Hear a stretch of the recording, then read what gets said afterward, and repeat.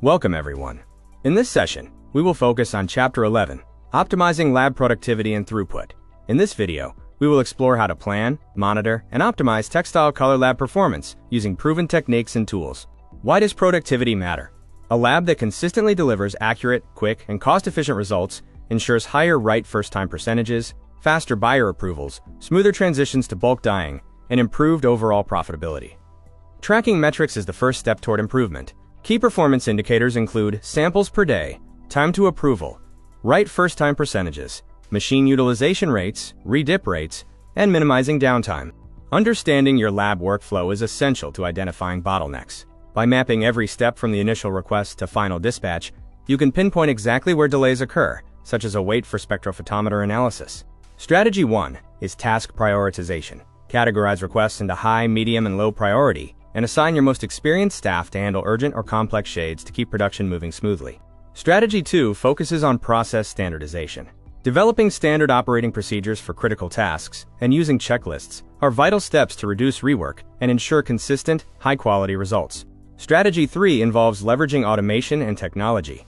Tools like auto-dispensers, integrated spectrophotometers, and digital tracking systems can significantly reduce errors and cut down on approval times. Strategies 4 and 5 center on lean management and training. Implementing 5S, encouraging Kaizen improvements, and cross-training staff on multiple machines and shade analysis helps maximize flexibility and eliminate non-value-added activities. Strategy 6 is real-time tracking.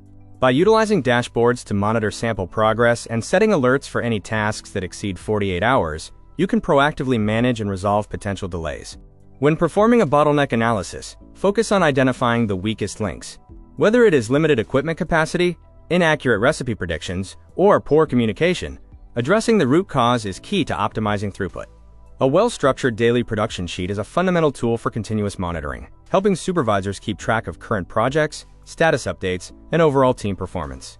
This case study illustrates the impact of these strategies. By implementing automation, cross-training, and real-time tracking, a lab successfully increased productivity by 30% and significantly reduced approval turnaround times. Effective capacity planning uses a clear formula to determine how many machines and resources are required.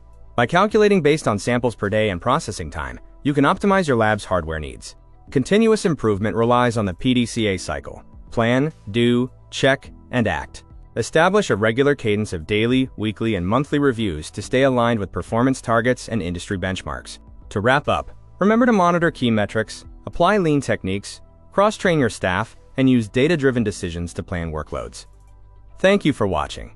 Let's now move on to the next Chapter 12, Handling Bulk to Lab Coordination.